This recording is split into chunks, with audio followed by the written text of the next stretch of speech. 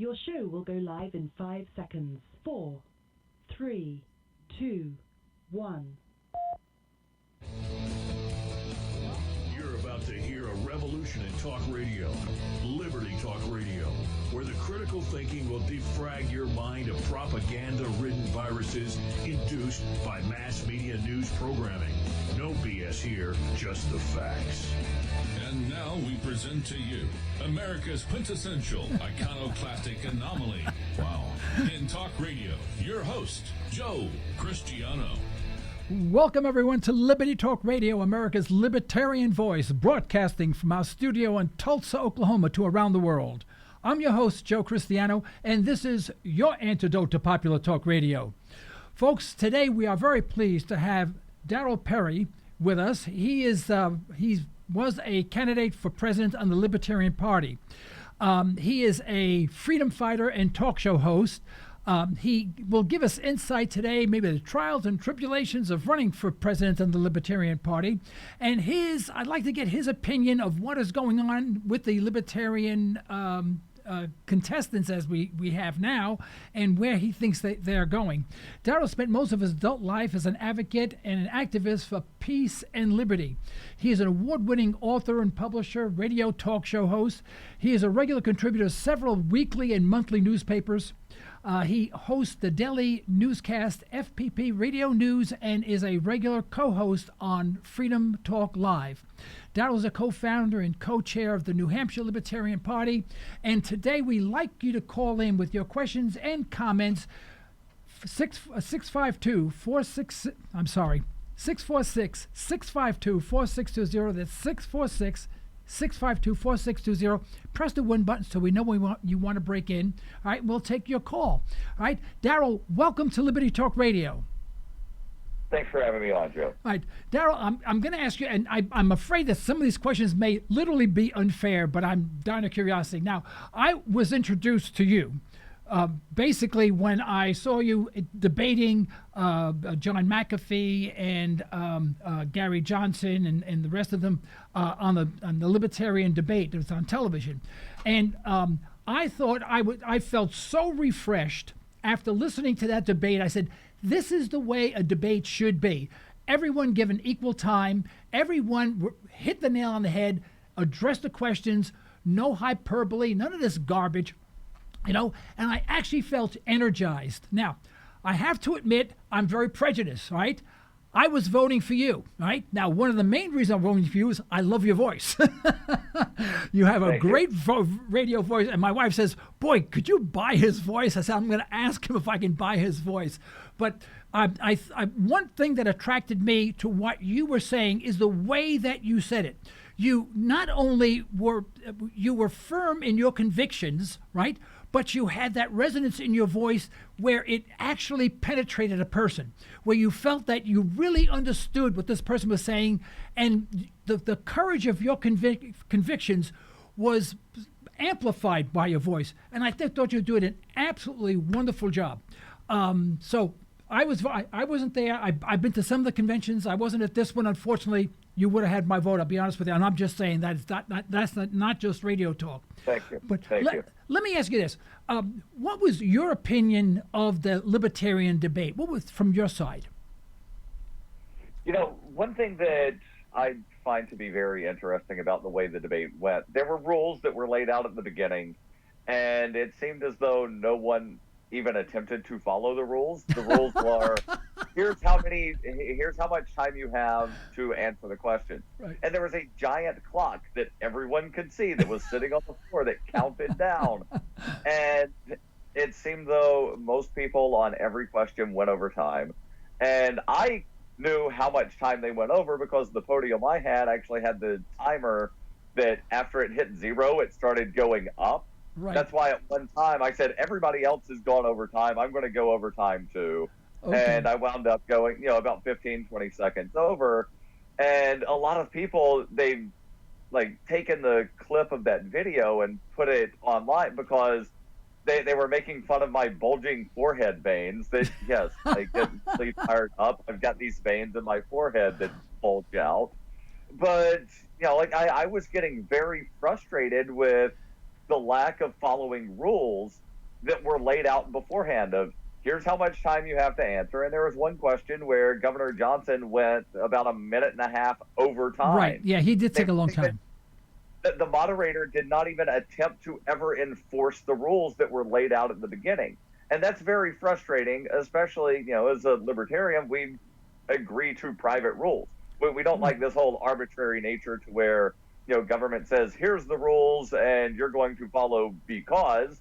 But in this case, it was, here's the rules of the debate. If you're participating in the debate, you agree to these rules, and nobody even attempted to follow the rules. Right.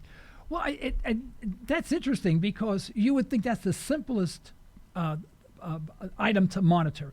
I mean, you have a little red button, you press it, a little red light goes on, you keep your mouth shut, or you conclude what you're saying.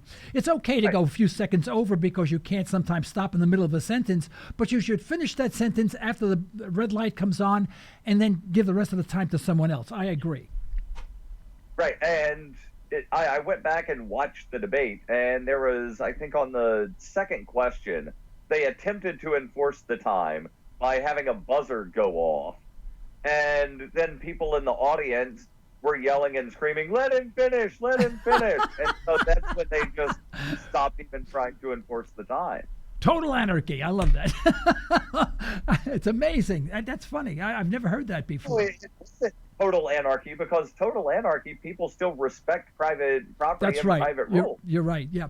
Now tell me, remove yourself for a second, because I have very strong opinions about this. Remove yourself from the debate. All right. If you were listening to the debate, who would you have voted for? If I could have voted for anybody other than myself, I would have voted for John McAfee. Mark Feldman would have been my second choice behind, a very distant second choice behind McAfee. And then if at any point the voting would have gone down to Gary Johnson or Austin Peterson, I would have voted for none of the above. Okay. My wife would agree with you. She was in the same camp that you're in, and I agree also, by the way. It's really strange. Now, John McAfee was on this program, but when he was on this program, it was about 2 or 3 months ago, he was with the Cyber Party, which he started up, and then he realized he had to get ballot access in every state, and realized that was going to be absolutely impossible. So he went to the libertarian side. Now, I put you and John McAfee very close. I was, quite frankly, I was disappointed in the selection of Gary Johnson, because if you just took the debate itself from a libertarian perspective, he would not have won. Why do you think he won that debate? I don't think he won the debate, but I think the reason he won the nomination... I'm not sorry. You're right. The nomination. I apologize. There were a lot of delegates that voted in the nomination that did not attend the debate. There were people that showed up basically to vote for Gary Johnson and Bill Weld, and then they left. Yeah. So if you look at the vote totals, there were people, a lot of people, a couple hundred, I believe, that voted for Gary Johnson, Bill Weld, and then did not cast ballots in the chair race that happened immediately after the vice presidential nomination. So there were people that showed up just to vote for Johnson and Weld and nothing else. They did not show up to vote for any of the platform stuff. They weren't there to vote on any of the bylaws stuff. And part of it, I'm honestly convinced a lot of it was people that were disgruntled Republicans as part of the Never Trump movement. And I know for a fact that there were people that were dues-paying Republicans that showed up to the convention. The chairman of the Republican Liberty Caucus showed up to the Libertarian Convention and was given a delegate slot. There was a guy, Grayson, I forget Derek Grayson, that had run for Congress in Georgia as a Republican, lost the primary that happened on the Tuesday before the convention, joined the party on Thursday, showed up on either Saturday or Sunday, said he was running for vice president, lost that, and then said, well, I'm going back to the Republicans now. Well, I've heard that before. There's been Mickey Mouse between the Republican Party, and this transfer. It's all, do I stand a better chance on this side of the fence versus that side of the fence? But it has really not much to do with appreciating and respecting libertarian principles of our Constitution. Right. And, if you even ask the guy that's the libertarian nominee, what is a libertarian? He gives you this weird answer that makes us sound like we're centrist. Right. He says libertarians are fiscally conservative and socially liberal. I hate when they say that. Well, yes, but when you apply libertarian principles, you do become more fiscally conservative and more socially liberal. But that is not what makes a libertarian. Right. Based on that definition, John Kasich and Michael Bloomberg could be described as libertarians because they're basically liberal Republicans. Right. Hillary Clinton could, in some kind of ways, be construed to be a libertarian because she's like a pseudo-conservative Democrat. Yeah. There was actually a piece from Reason where they said that if they wanted to vote for a pseudo pro-war candidate, they just vote for Hillary instead of Bill Weld. Right. Yeah. A couple of elections ago, I forgot his name. Bob Barr. I'm sorry? Bob Barr. Bob, yeah. He won the Libertarian. He was a Republican. Looked like he wasn't going to get the nomination there. So he came over to the Libertarian side. And I thought to myself, I was there at the convention. It was in Denver. And I said, this is worst thing that could happen is this guy, gets the nod. And I suspected he was going to win only because people in the audience felt, well, he already had a name. He stands maybe a better chance than everyone else. But if you had to force rank everyone from a libertarian perspective and who would be the best for the country as well as the party, you would have ranked him as last. But yet he came out first. And I felt the same thing happened all over again just a couple of weeks ago, and I'm hacked off for it. Yeah. And there are people that are saying, well, we need Gary Johnson to get the 5% in November. That way we can get the federal matching funds in 4 years. And then in 4 years, we can nominate an actual libertarian. Yeah. And no, what's going to happen, the same people that got Bob Barr the nomination in 2008, that got Gary Johnson the nomination in 2012, that got Gary Johnson the nomination this year, they're going to double down and say, no, we need to elect somebody with even more name recognition that understands our philosophy even less, because then we could actually wind up getting the electoral vote. Yeah. They're going to double down and sell out this party. And I warned in my concession speech that if the Libertarian Party accepts federal matching funds, the party will die. It will go the way of the Reform Party that right now exists in 3 states. Because what happened, and a lot of people don't understand what happened with the Reform Party. They say, well, the Reform Party was built around a single person. Well, that's what is kind of happening to the Libertarians right now, to where people are wanting to build a party around Gary Johnson. But what happened with the Reform Party, they got over 5% in 1996 because of Ross Perot. In 2000, the party qualified for the matching funds. Well, the nominee of the party in 2000 would have gotten those matching funds. So you had an influx of people that did not care about the party or did not care about, what grounded philosophy there may have been, that came in and they fought over who was going to get control over that $12 million. And the party splintered. And then, they tried to rebuild in 2004, but there was, just a shell of the party by then. 2008, it was even smaller. 2012, they had ballot access in, I believe it was either 3 or 4 states. And every state that had a Reform Party affiliate 4 years ago had a different candidate on the ballot.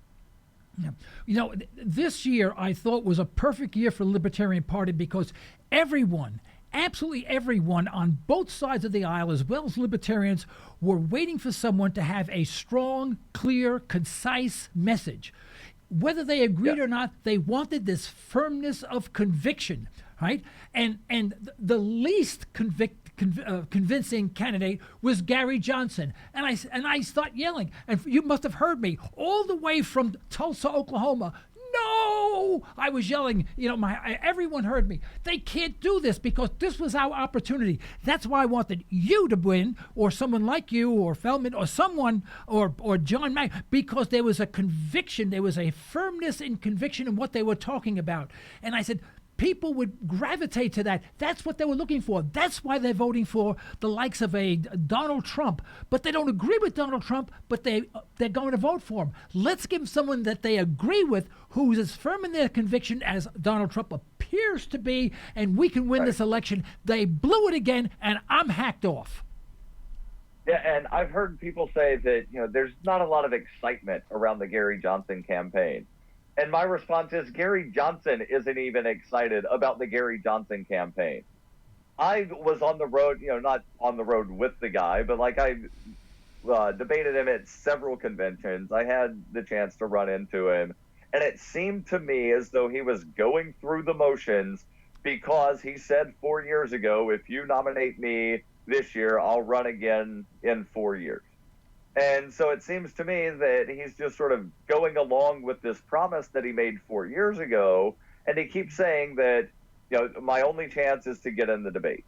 My only chance is to get in the debates. And, well, if you look at the polling, right now, most of the polling companies are including 4 candidates in their polls. And I think that's strategic on their part because they don't want anyone other than the Republicans and the Democrats in the debates. Because I've seen Gary Johnson's hovering around that 9%, within that margin of error of plus or minus 3% over that. He's hovering in that area. Jill Stein's around 4 or 5%. And then the undecided is another 3 to 4%. And I saw a poll recently that also allowed people to say someone else, and that was about 2%. So when you add all of those up, there is, that not Donald, not Hillary contingent is about 20% of the electorate right now, but because it's being split between 4 different options, nobody's going to get over 15%. Nobody's going to get included in the debates. And Gary also seems to be hinging a lot of stuff on this lawsuit that he has that I'm honestly convinced the court is not going to hear before the election this year. If they do hear it, they're not going to rule on it before the election.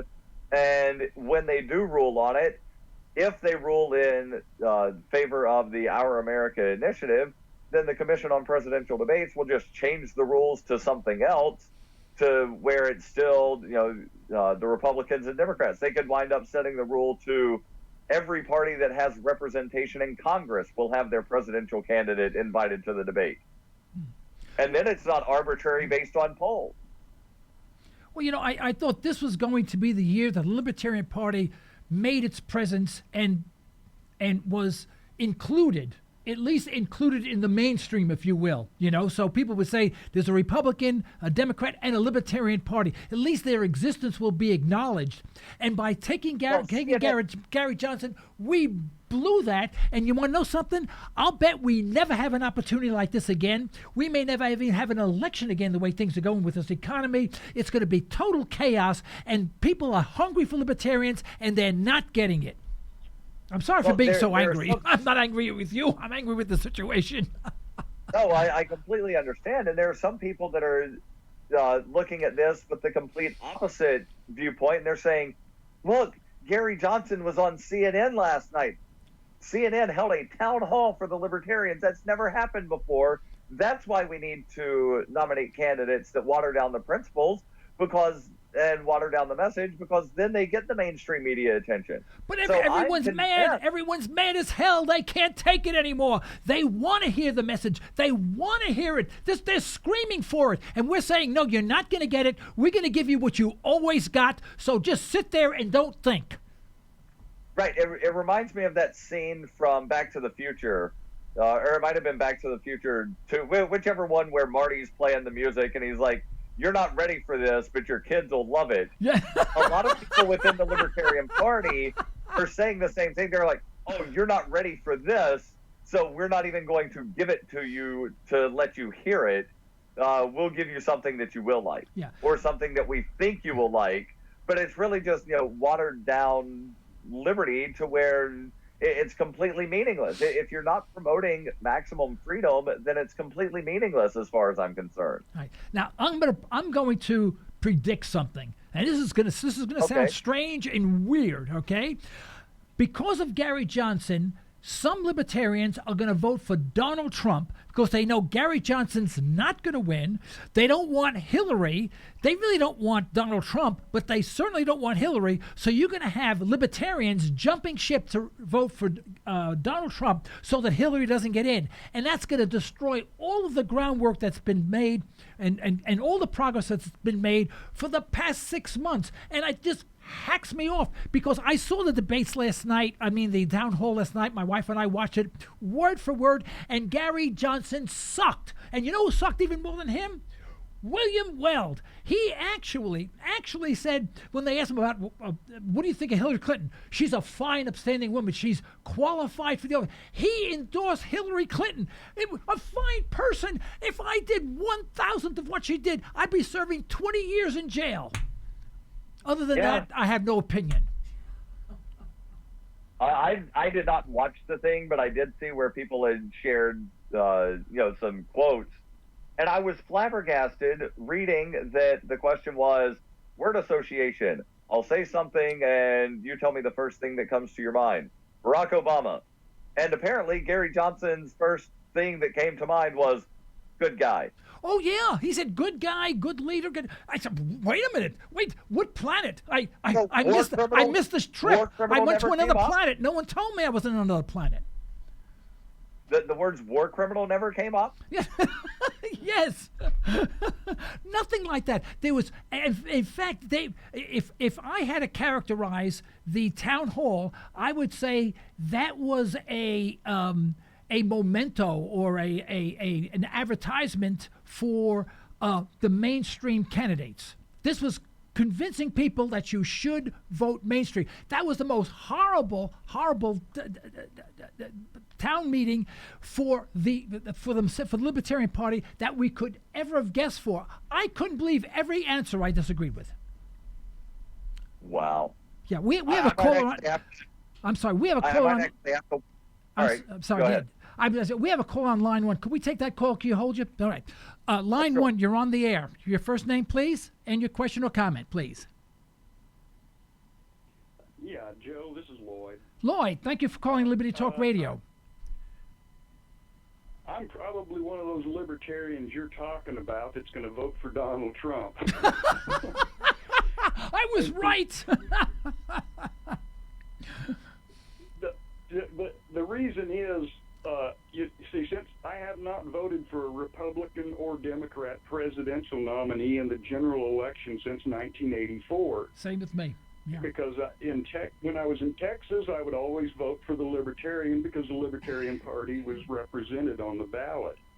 Since I moved to Oklahoma in 2003, there's not been a Libertarian on the ballot, so I just left the thing blank because there was no difference between Bush and John McCain and all these other guys that were running than the Democrats. The Libertarians will be on the ballot in Oklahoma this year. That's what I'm understanding. This is the first year that the Libertarians will be on the ballot in Oklahoma, and I'm so conflicted that I'm going to end up voting for Donald Trump. I disagree with him because he doesn't understand economic policy that well, but we certainly don't want Hillary.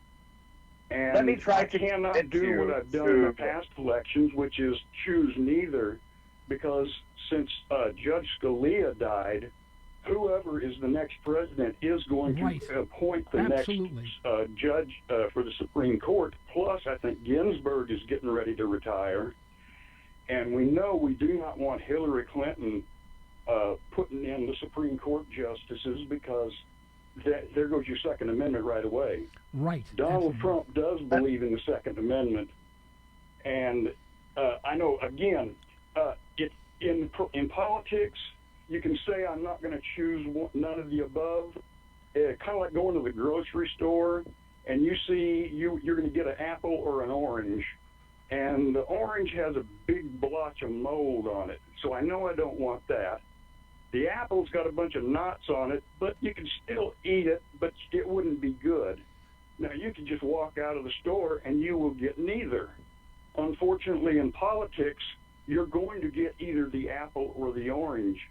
And if you don't choose that apple that you can eat, you're increasing the odds of getting the orange, which you know you can't eat. Good analogy. Yeah. Any comments? So hold on, let me actually try to convince you to not vote for Donald Trump since you live in Oklahoma. It's pretty much a foregone conclusion that Donald Trump will win Oklahoma, whether you vote for Donald Trump or not. So your one vote in Oklahoma is not going to change the outcome of the election in Oklahoma. So if I were in your shoes living in Oklahoma, I still would not vote in the presidential seat, even though knowing that if Gary Johnson gets 2.5%, the Libertarians get ballot access guaranteed in 2 years. That's a good point. That's a good point, Lloyd. He's right. Trump is going to win Oklahoma. He's going to win Texas because,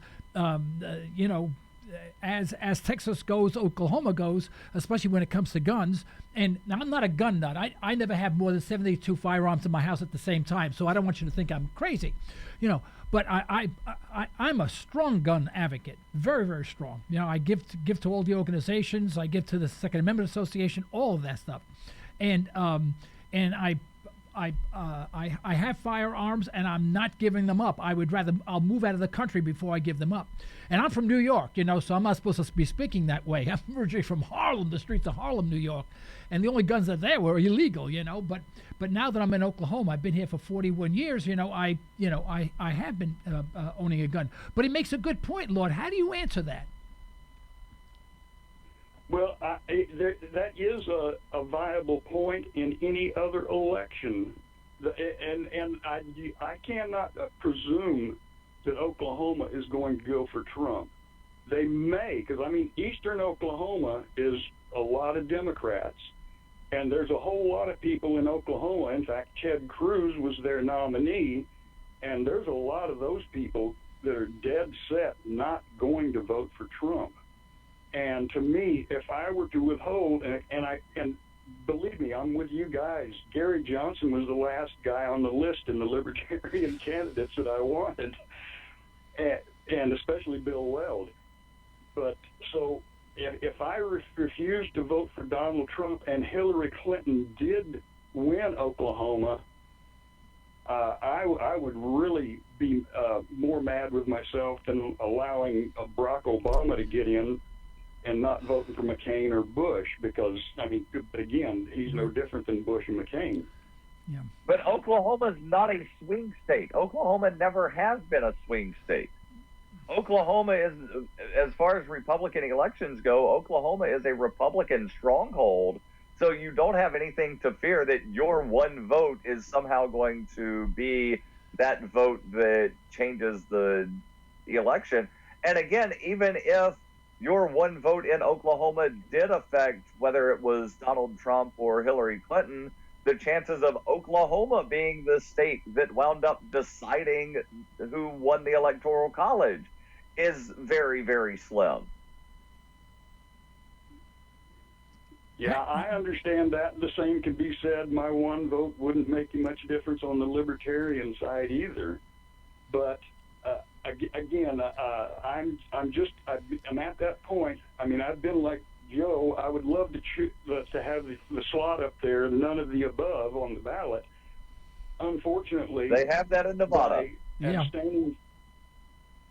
By abstaining from the vote, you're not going to get neither. You're going to get one of the above, and I'm conflicted. I agree, I'm conflicted, but I cannot allow Hillary Clinton to get the presidency, and I'm going to do everything I can to prevent it.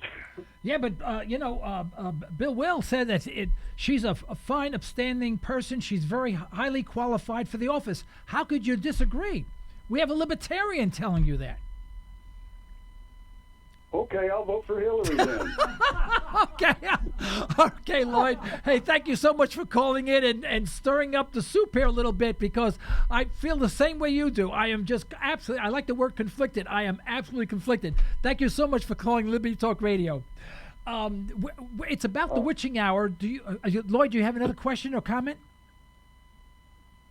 Is Lloyd off the air? He's on Oh, he's off. Yeah, okay. Darryl, do you mind if we just take a 60-second break for station identification? We'll be right back. That's fine. Okay, thank you very much. Just hold on. Don't go anywhere. All right, let's play our commercial. You're listening to Liberty Talk Radio. Political talk derived from a historical perspective. Not always palatable, but good food for thought. Pure libertarian talk with host Joe Cristiano. LibertyTalkRadio.com. Express Test is your go-to company for on-site occupational health testing services. That's right. We said on-site. That means we will meet you at your facility for a free health and occupational safety consultation. Express Test specializes in hearing conservation, respiratory protection, and employee safety. We can help you establish viable programs tailored to your business and employee needs. For your free consultation, call 918-743-2929 or visit us at expresstest.com. That's 918-743-2929 or expresstest.com. Ranch Acres Audiology is about caring, about getting the most out of life, about personal attention. Sometimes helping someone with their hearing is really helping hearing. That's the goal of my practice. That's what my goal has been for 20 years. You're invited to attend our next free Lunch and Learn seminar. Call us today, 918-749-7711. This isn't your typical talk radio show. This is Liberty. Liberty Talk Radio.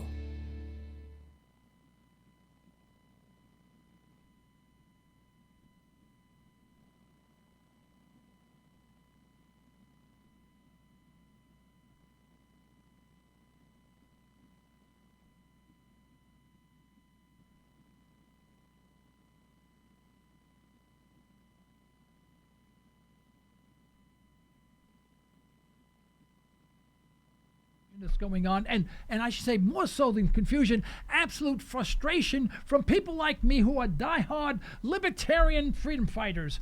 And this has been a cacophony of errors strategically on the part of the Libertarian Party, and they should be duly punished for this. You realize that, Darryl? Yes. Yeah, we should throw them all in a concentration camp, yeah. every one of them. No, not that way. I'm going to punish them by not voting for their presidential nominee. Right, yeah. In New Hampshire, where I live, it doesn't matter. The Libertarian could win the electoral votes in New Hampshire, and that would not put the Libertarians on the ballot. The only two offices that can keep the Libertarians on the ballot in New Hampshire are governor and U.S. Senate, and I will vote for the Libertarians in those two races in New Hampshire this year. Right. Yeah. Now, tell me, let's diverse a little bit from this election, because I think my blood pressure is about ready to get to me, and I may keel over right now, and then you'll be held personally responsible for that. But on your radio program, I voted for myself. What's that again? I'm sorry. I said you can't blame me. Don't blame me. I voted for myself. Okay. Well, what are the hot spots on your radio program now? What are subjects that are taking up most of your airtime? Well, we're a caller-driven show. So, a lot of times callers will call in about, presidential stuff, but we also have people that will call in about just weird random issues. There's a guy that calls in quite frequently to claim that rights don't exist, and then we wind up having interesting discussions around whether or not rights are real. There's some flat earthers that call in, and we let them call because they're interesting. Right. I don't agree with them. I think they're crazy, but it's good for radio because it gets people attention. Like, wait a second, did that guy just say that the Earth is flat and tried to explain how the sunset happens on a flat Earth? And that happens. Then there's some lady that she'll call in. I don't think she even listens to the show, but she calls the show, and her big issue is pedestrian safety in Albuquerque. Pedestrian safety in Albuquerque. A hot subject, something that we discuss every day. The way she talks, she makes it sound like people are just having to dodge cars left and right, driving down walking. I was walking down the sidewalk and I almost got hit 4 times today.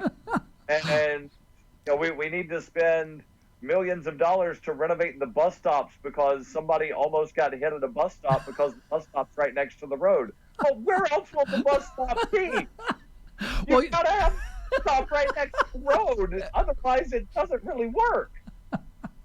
Well, you have a lot more colorful listeners than I have to admit. Well, what about on the economic side? What do you talk about on economics? Where do you see things are going? What do you call to say? Have you had any guests that have given you some insight? I tell you, a majority of my stuff is economics and finance because I love money. But I love to talk about it, I wish I had more of it, but I like to talk about it. Well, with Free Talk Live, we don't really have guests. But the host of the show will bring in show topics.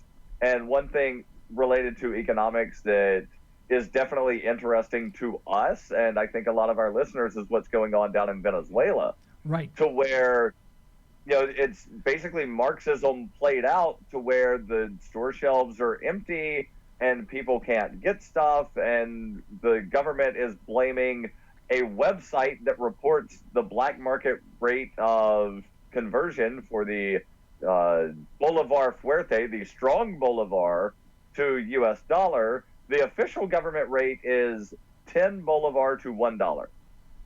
And the black market rate is somewhere around 11 or 1,200 Bolivar for $1 U.S. dollar. Right. And because this website, Bolivar or Dollar Today, is reporting what the black market rate is, the government of Nicolas Maduro is blaming the website for the hyperinflation, which, well, in all fairness, we don't know if it's technically hyperinflation because the central government of Venezuela stopped counting inflation several months ago, and hyperinflation has a definition of being over a certain percent. And, well, since they're not calculating inflation anymore, we don't know if they've hit hyperinflation. Yeah. But, Venezuela is very unique in that they're the first country to hit possibly hyperinflation without actually increasing the denominations of their currencies, which all that really does is just sort of, pushes off exactly how far the collapse will be. So in Venezuela, the largest denominated bill is the 100 Bolivar. And do you know what you can get on the black market for 100 Bolivar? You probably could not get a stick of bubble gum on it. You can get one loose cigarette. I was close. I was close. Yeah.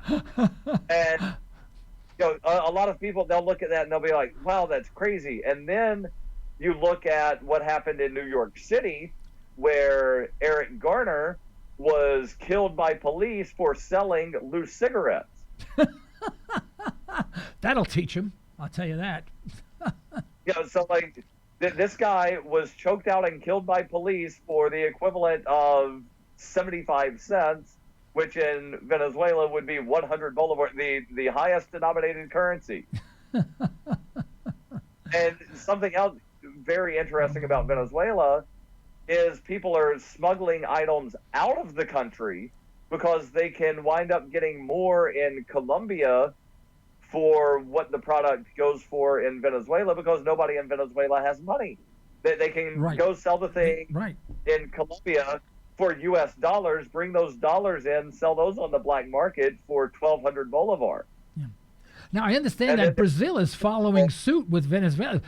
Brazil is slowly sinking and is in economic turmoil, but it's not on the surface yet. It's on the lower levels, and it's starting to percolate up.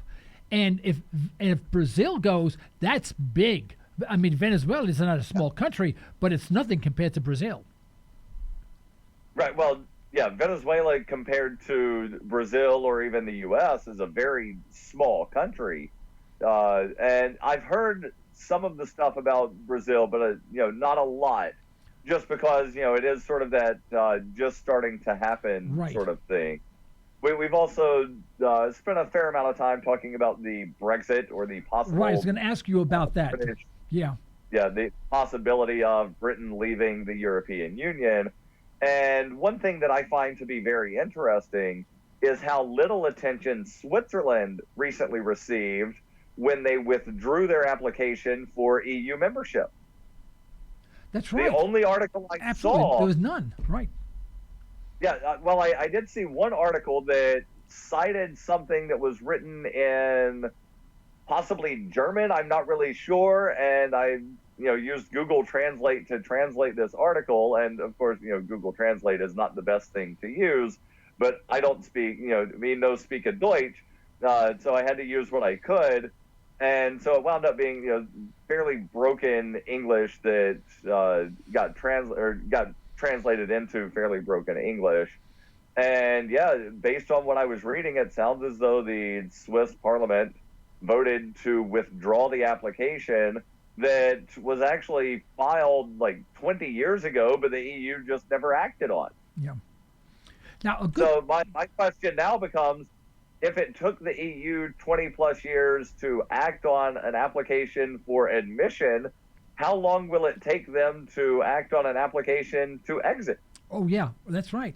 And because Britain still uses the pound and has a lot of, autonomy that other EU members don't have, what will be the real effect of exiting the European Union?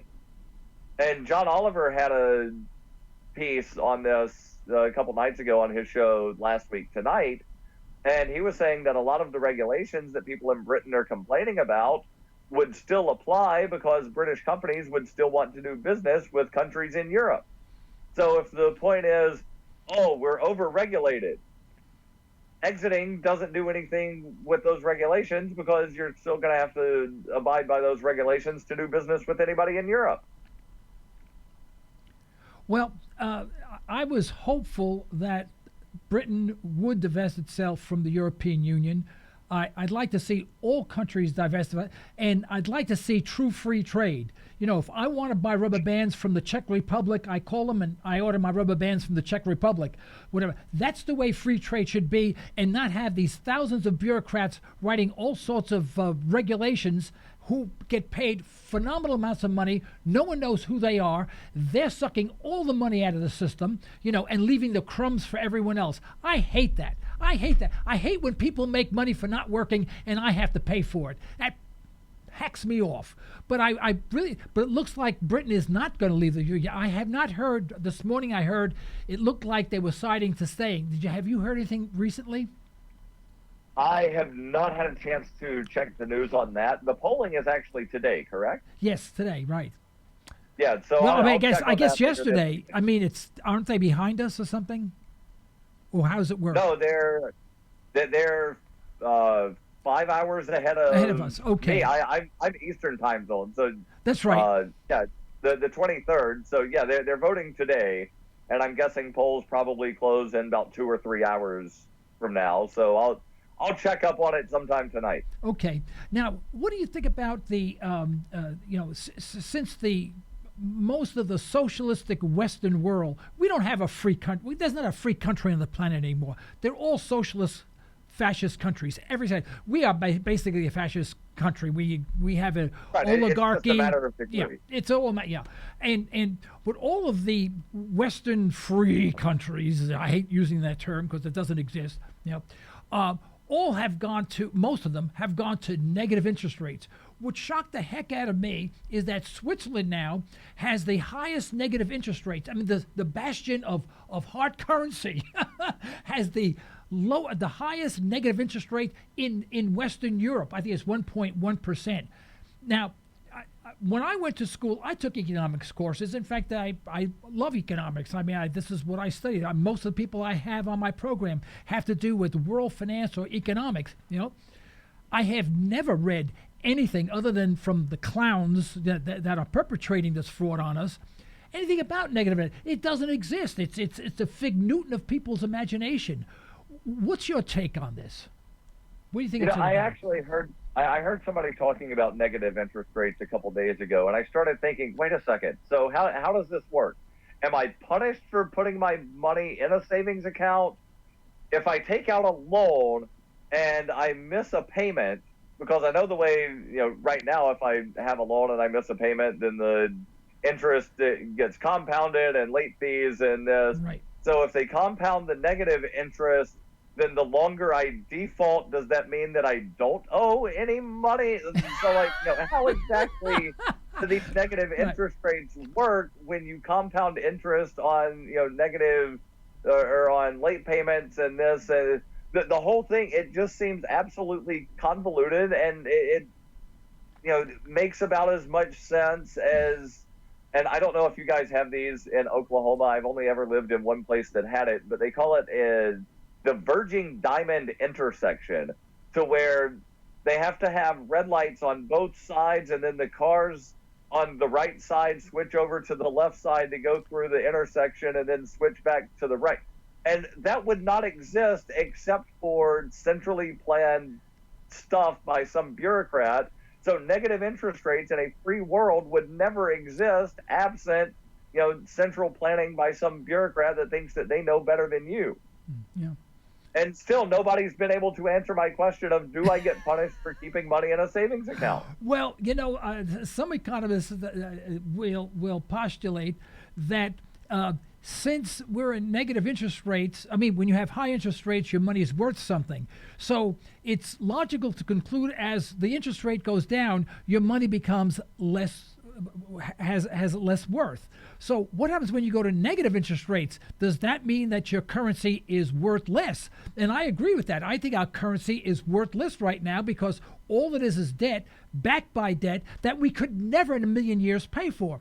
So I say get out of the currency and go into hard assets, whether it be producible land, buildings that you can rent out, something of value, including precious metals and even metals that are used in industry, whether it be copper or nickel or whatever. That's where the true wealth is. Maybe not short term, but long term it's going to pan out that way, because that ain't going away. Negative interest rates will neutralize, and when it does, it's going to crush everyone. What's your opinion on that? Am I totally stark raving mad? You're not stark raving mad, but one thing that I definitely want to add to what you're saying is, yes, I do like the idea of using hard currency, but I also like the idea of allowing people to use whatever they want as currency. I agree. So let's just get rid of the legal tender laws, and then if somebody wants to use Bitcoin or some other cryptocurrency, they can use that. Technically, cryptocurrency is not a hard currency because you can't touch it. Like you could go look at the computer and know what the processing speed is and know that it's running a mining node, but otherwise it's not a hard tangible currency. But if we just get rid of the legal tender laws, we don't need to abolish the Federal Reserve, which is something I would absolutely love to do, but just get rid of the laws that force people to use their currency, and then you would see people creating other things. And we had, about 20 years ago, Bernard von Nothaus created Liberty Dollar, to where he was minting silver and gold rounds that were denominated on the back, and he wound up going to prison for a couple of years and getting a lot of house arrest for supposedly counterfeiting and fraud and some other stuff, because the round that he made looked too much like something that the U.S. Mint may have possibly made at some point in the past, and it might have confused grandma, so therefore criminal. Well, I'm glad he's away. They locked him away because we don't need nutcakes like that around. I hate that. That's so ridiculous. We have a paranoid government. And you know what my greatest fear is, Darryl, is that the American public seems to be, the mind of the American public seems to be dictated by what they hear on television. We have lost the capacity to think critically and say, the person was asked a question, they didn't answer the question. But today, people say they asked a question, they didn't answer the question, and they accept it. It seems that even the students coming out of school can't think.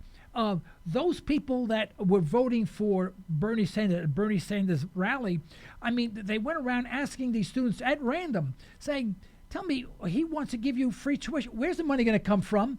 And they all had the same response. Their jaw opened up like, I don't know. Not one of them thought. They went from person to person. But Not one yeah. person had a thought in their mind. And it seems that the American public, does the same thing. George Orwell, 1984, he had that perfectly. He hit it the nail right on the head. We watch television, that's reality. When in fact, everyone seems to be afraid to take the red pill. Everyone takes the blue pill, everything is fine. And I have friends who think this way. Drives me nuts. I can never bring up any subject whatsoever. We keep it on to, what kind of cookie you want, chocolate chip or coconut. And that's about the only conversation we can have. Well, I'm starting to think that George Orwell was actually an optimist. And here's the reason I say that. I'm holding in my hand this device that has, the capability of getting all of the world's information at the touch of a finger. And what do I do with it? I am not worried that, the government is spying on me. Well, because I know that they are, but the average person isn't worried that, the government might be spying on them. They're voluntarily handing over the information. They're posting everything they do on social media. Right. George Orwell never thought that would happen. He just thought, Big Brother is watching. Not you're going to hope that Big Brother is paying attention. Yeah, it's amazing the insight that he had. Yeah, there was the meme floating around, and you've probably seen it, where it said, when I was a kid, we would write our secrets in a diary and hope nobody read them. Now we post them on social media and get mad when nobody does. That's right. Absolutely. And it's becoming more and more difficult to have I want to say intellectual conversation, because that sounds like you have to be a specialist in a certain field, but have a conversation where people are speaking rationally. I'm sorry? Yeah. I've said intelligent conversation. Intelligent conversation where people are talking rationally. And if you don't agree with what they say, since they cannot think through the process, their anger mechanism kicks in. And it's expressed on their face. Instead of saying, that was an interesting point, I never thought of it that way, I was thinking this way. They don't do that. They get angry and they divorce themselves. So we're not really talking anymore. We're not conversing. And it's so much easier to have a one-way conversation via the television. They talk, I absorb, now I know what's going on. When in fact they're walking away totally numb to what is going on. Yeah. And, there's the thing, I've seen the quote-unquote trend of people cutting the cord, no longer having television.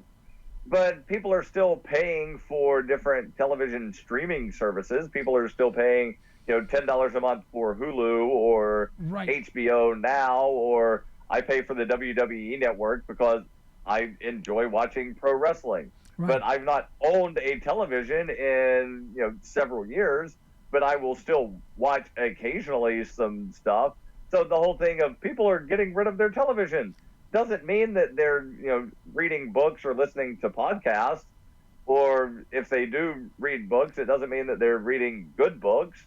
If they're listening to podcasts, it doesn't mean that they're listening to anything intelligent. Right. Yeah. And what's frustrating to me is that they don't understand the likes of you and I. They just don't understand it. It's like, well, these guys have to be wrong because this is not what I've heard all my life, or this is not what I hear, on Fox News or MSNBC, so they have to be wrong. They have to be kooks, they have an opinion, but it's kind of weird, so I'll go back to it's a lot more comfortable where I was. These guys make me feel real uncomfortable, so I'm not going to speak to you anymore. Yeah, and I actually had people that I met at the Libertarian Convention that said, watching you on the YouTube on these various debates, I thought you were just some weird crazy guy, but like you're a normal person and you actually believe what you're saying. Yeah. And I'm like, yeah, why wouldn't I be? Like, why would I not believe what I'm saying? Yeah. But there are so many people that they say stuff that they don't believe, and they just hope people wind up buying into it. Yeah. Well, you don't want to hurt anyone's feelings. So you say the things that are the nice things so no one's feelings are hurt. I mean, there is very few people in my family my extended family, my in-laws, that I can have any conversation about anything. I go sometimes, to Thanksgiving or whatever, and I love to talk about, economics, world finance, what's going on in the world and a whole bit. I'm always reading, I'm on the internet all the time, and I say nothing. I mean, you wouldn't believe this. You would never recognize me. I walk in and say, hello, sit down, and I stare at the ceiling and watch the clock. And then when my 3 hours are up, I say, thank you very much for inviting me, and I leave. I say nothing, because no matter what I say, it could be like, may I have some soda or a beer? I'm always afraid I'm going to say the wrong thing, because everyone is so sensitive to the way we say things and what we say, and we can't have a logical discussion, so we say nothing. And I'll visit people, and we say nothing. Why am I here? Why am I sitting here staring at the wall? We're not saying anything. Yeah, and a lot of times people will hang out together and they just look at their cell phones and they're like, show each other memes that they're looking. They're not talking. They're just in the same room looking at Facebook together and showing each other what they're seeing on Facebook. It's like, you could do that from two completely separate places, and then nobody has to leave their house. Yeah. Well, right now, what's hot on your radio program? Any particular arena that's been popping up on your shows? Again, we talk a good bit about Venezuela because of that weird collapse that is happening in incredibly slow motion. We talk about the wars, and that always ticks off the people that are, pro rah-rah, got to go kill people because freedom or something.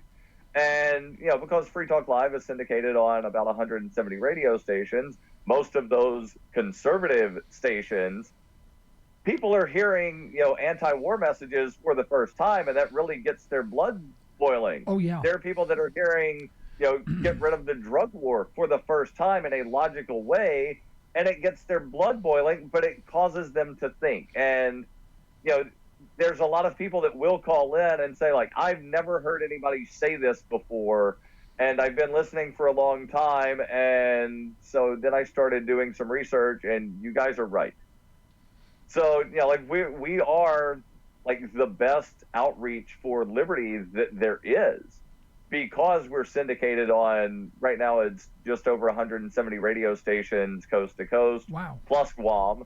And so the people in Guam, they're hearing what on the East Coast in the U.S. is primetime evening. They're hearing it as like a morning drive show at like 8, 9 o'clock in the morning. Oh, that's great. So, yeah. So it is really good liberty outreach. And again, we're a caller-driven show. So we let the callers call in and take over the direction of the show.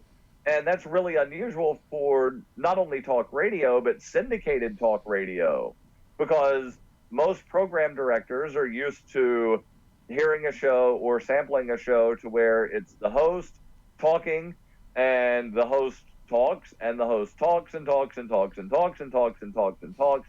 And then they might have a guest or a caller, and then the host talks and talks and talks and talks and talks, to where the entire point of the show is the host. Yeah. With us, the point of the show is the ideas of liberty and the callers. Right. Well, for about 10 years, I had very few call-ins, but when I opened my own studio, I said, we're going to convert this over. We're going to change our paradigm. And in that, I'd like to have people, prominent people, prominent economists, investors, you name it, politicians, whatever. But I want them to call. I want them to be on the program as you are today, right? In fact, Sunday night we have Jim Rogers calling in from Hong Kong, and we're gonna have so our times are flexible only because we have people calling in from all over the world, and including the United States, obviously, and we have to be on their schedule. And we converted this program just from me ranting, which I love doing, as you can imagine. As you can tell, I love ranting. But I find it a lot more interesting when I have a guest as yourself, and there's a dialogue going on, and so Right. we've been doing that. And rarely do I rant anymore, other than in between my guest comments, and it makes it easy for me as well. Well, we have about 1 minute left to go before the witching hour is up. I'd like to leave this minute open for you to summarize and tell our audience a little bit more about your programs.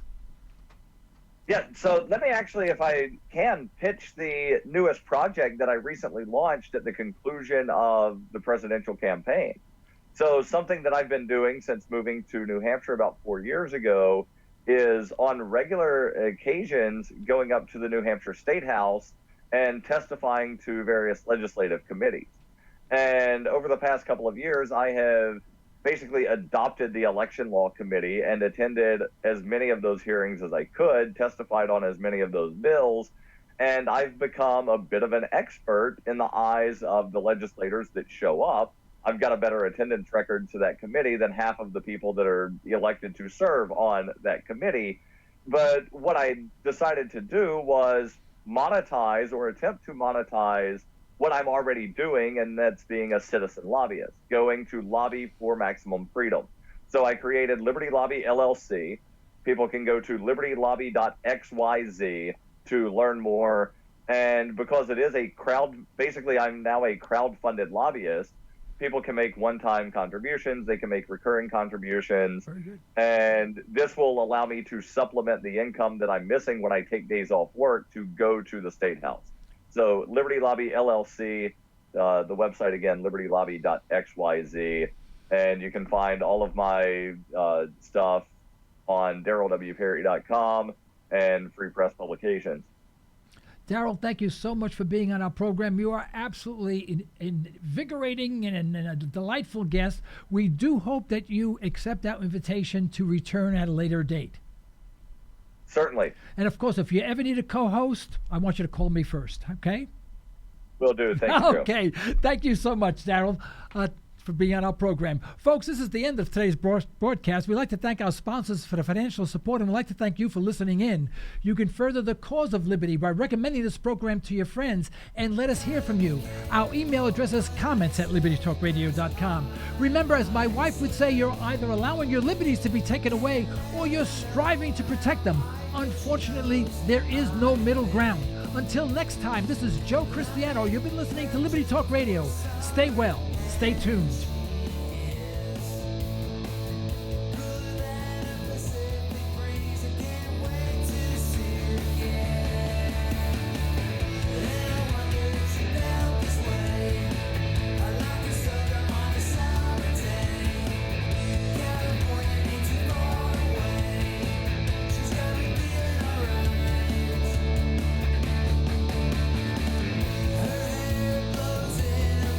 From the sun.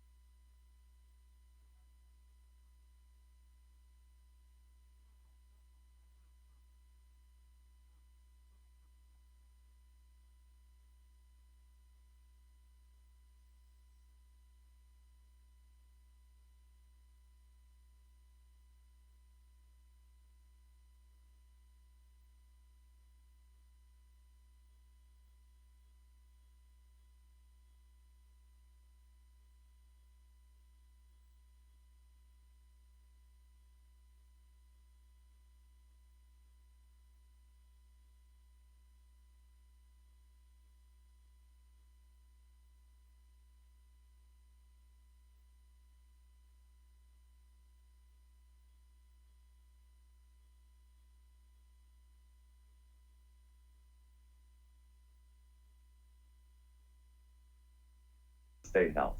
So Liberty Lobby LLC, the website again, libertylobby.xyz, and you can find all of my stuff on darrylwperry.com and Free Press Publications.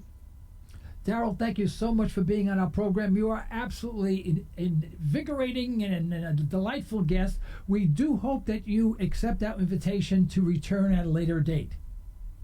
Certainly. And of course, if you ever need a co-host, I want you to call me first, okay?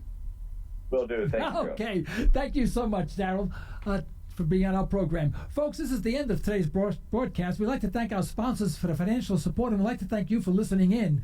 You can further the cause of liberty by recommending this program to your friends, and let us hear from you. Our email address is comments@libertytalkradio.com. Remember, as my wife would say, you're either allowing your liberties to be taken away or you're striving to protect them. Unfortunately, there is no middle ground.